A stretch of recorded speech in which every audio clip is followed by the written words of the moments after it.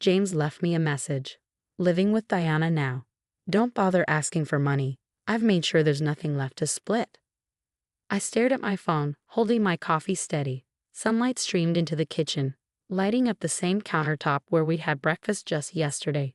15 years of marriage, and this was how he ended it, with a text.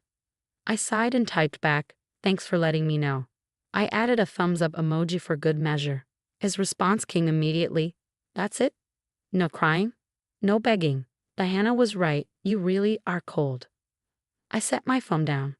Diana, his 28-year-old assistant, had been in his life for only 8 months. She had no idea what she was getting into. I almost felt bad for her. Almost. I opened my laptop and pulled up an old email from Marcus, our accountant. 3 months ago, he'd warned me about strange activity in our company's finances. I had told him to investigate. Now I was glad I did. I dialed Marcus. He picked up on the second ring. "Olivia, I was just about to call you. The audit report came in this morning." I smiled. Perfect timing. James just told me he's moved in with Diana, and there's nothing left to split. Marcus sighed. He actually put that in writing. With an emoji, I confirmed. "Let's move forward with everything we discussed." "Are you sure? Once we report this." "He made his choice, Marcus. Now he'll face the consequences." Just then, my phone buzzed again. Another text from James. "I'll send someone to pack up your things. Diana wants to redecorate." I chuckled, thinking about the financial evidence Marcus had been gathering. Hidden money, fake accounts, offshore transfers. James thought he was clever, but he forgot one thing. I helped build our company. I knew everything. The doorbell rang. I checked the security camera. Diana stood there, clutching her designer handbag. Bold move. I opened the door with a polite smile. "Diana? What a surprise." She hesitated, then said, "James asked me to measure for new curtains. He said you'd be moving out soon." I stepped aside. "Go ahead. But maybe wait until after the audit." She froze. "The audit?" I feigned surprise. "Oh, James didn't tell you. The IRS is very interested in some recent transactions." Her face paled. I should check with James first." "Probably a good idea," I said lightly. "Oh, and ask him about the Peterson account. Just something to think about." Diana practically ran to her car. I watched her speed off, knowing exactly what would happen next. She called James in a panic. He'd reassure her, blame me, tell her not to worry. But then she'd look up the Peterson account. She'd see how its CEO went to prison for fraud. She'd realize James had copied the same tricks. A new text from James appeared. "What did you say to Diana?" I snapped a picture of the audit report and sent it. 3 dots appeared as he typed. Then they disappeared. Then they came back. Finally, "We need to talk." "Yes," I replied. "Bring your lawyer." I set my phone down and looked out the window. James had always loved this house, loved the way it made him look successful. But he'd underestimated me. That was about to change. Bennett and Associates took up the entire 15th floor of a sleek downtown building. I sat in a conference room, watching James shift uncomfortably in his expensive suit. Across the table, his lawyer, Gregory, flipped through the audit report, his expression growing more tense by the second. "This is ridiculous," James snapped. "You're trying to destroy everything I built." "Everything we built," I corrected, keeping my voice calm. "Or did you forget who handled the clients while you were busy impressing Diana?" Marcus, our longtime accountant, sat beside me, papers neatly spread out in front of him. James was only now realizing just how much Marcus knew. "Mrs. Parker," Gregory began carefully, "surely we can discuss this. My client is willing to." "Your client," I interrupted, "has been moving money into secret accounts for months. He stole client funds, faked reports, and committed tax fraud." Should I go on? James's face turned red. "You can't prove that." Marcus slid a USB drive across the table. "Actually, we can. Every shady transaction, every fake document, it's all here. Including the offshore account he opened in Diana's name last month."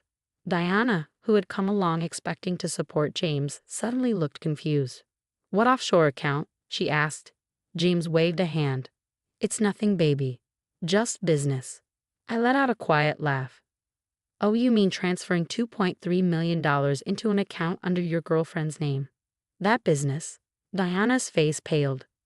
James, what is she talking about? Don't let her manipulate you, James said, but I could see the fear in his eyes. He knew we had him cornered. Sarah, my lawyer, finally spoke. Mr. Parker, the IRS has already been notified. They're very interested in your creative bookkeeping. James's eyes met mine. You wouldn't. They'll go down too. The firm will be ruined.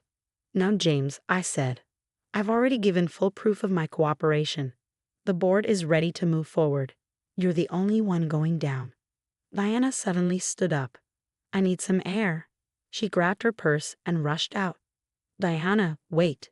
James called after her, but she didn't stop. He turned back to me, his face twisted with anger. Happy now? You've ruined everything.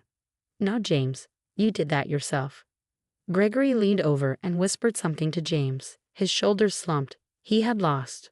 What do you want? James finally asked. Sarah slid a document across the table. Full disclosure of all assets. Immediate resignation from the firm. A clean divorce with fair division of legal assets. Sign this, and we might keep you out of prison. James stared at the paper, his hands shaking. And if I don't? Then we report everything to the IRS and FBI, Marcus said simply. Silence filled the room. James picked up the pen, hesitated, then signed. His usual confident signature now shaky. You'll need to leave the house immediately, Sarah added. Your company access ends today. James stood up, trying to fix his jacket like he still had control. You think you've won. You're nothing without me. I stayed seated. That's where you're wrong, James. I built this company too. The difference is, I did it honestly. He stormed out. Through the glass walls, I saw Diana waiting by the elevators. She didn't even look at him. Instead, she kept pressing the down button, eager to get away. I gathered my things, the weight of the morning settling in. Marcus gave my arm a reassuring squeeze. You did the right thing, Olivia.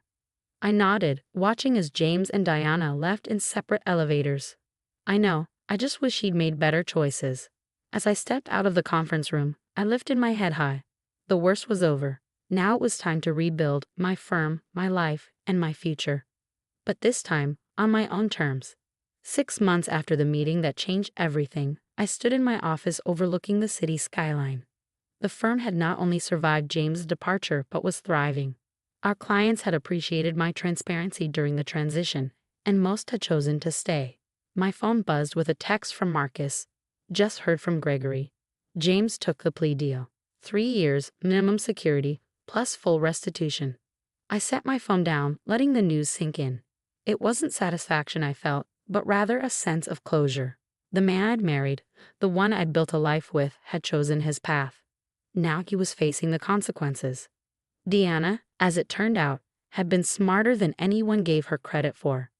Once she understood her name had been used in James's schemes, she cooperated fully with the investigation. Last I heard, she'd moved back to her hometown and was working for a small accounting firm, legitimately this time. A knock at my door pulled me from my thoughts. Sarah Bennett stood there, holding a manila envelope. It's done, she said, placing the envelope on my desk. The divorce is final. The house and your share of the firm are secure. I picked up the envelope but didn't open it. Have you heard from him? Sarah shook her head.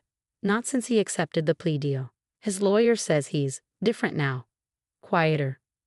I thought about the James I'd known. Confident, charming, and utterly convinced of his own cleverness. Prison would be a harsh awakening. The board meeting went well, I said, changing the subject. We're expanding the compliance department, implementing new oversight procedures. Learning from experience, Sarah smiled. Making sure it never happens again. I corrected. That evening I walked through my house, my home, seeing it with new eyes. The spaces James and I had shared were slowly becoming mine alone. I'd redecorated the living room, planted a garden in the backyard, turned his study into a library. Each change felt like reclaiming a piece of myself. My doorbell rang, and I opened it to find Marcus holding a bottle of wine. Thought you could use this, he said, stepping inside. Just got word that the last of the restitution payments has been processed. All affected clients have been made whole. I led him to the kitchen, pulling out 2 glasses. That's worth celebrating. As we sat on my back patio, watching the sunset, Marcus cleared his throat. You know, when I first noticed the discrepancies in the accounts, I was afraid to tell you. Thought it might break you. I smiled, sipping my wine. The old me might have broken. But I'm not that person anymore. No, he agreed. You're stronger. A text lit up my phone from James's sister, Emma. She'd stood by me through everything, choosing truth over family loyalty. Just checked on the house, she wrote. He's doing okay. Teaches accounting to other inmates now. Says he's sorry. I didn't respond. His apology, while probably sincere, came too late. The time for sorry had passed. What's next for you? Marcus asked, noticing my distraction. I looked out at my garden, where new flowers were starting to bloom. Growth. The firm is expanding. I'm mentoring young accountants, teaching them to spot the red flags I missed. Something good should come from all this. And personally, I thought about the art classes I'd started taking, the travel plans I was making, the life I was building on my own terms. I'm learning to trust again, I said finally, not others, myself. As if on cue, my phone buzzed with another message. This one was from an unknown number. I'm sorry. For everything. Jay. I deleted it without responding. The time for his words had passed. Now was the time for my actions. Marcus raised his glass. To new beginnings? To wisdom, I corrected, clinking my glass against his. And to knowing your own worth. Later that night, after Marcus left, I sat in my library. The room that once housed James's schemes and secrets. On the wall hung a new piece of art, a painting I created in my classes. It wasn't perfect, but it was authentically mine. I picked up the manila envelope Sarah had brought earlier, finally ready to look at the divorce papers. As I read through them, I felt no sadness, no regret. Instead, I felt peace.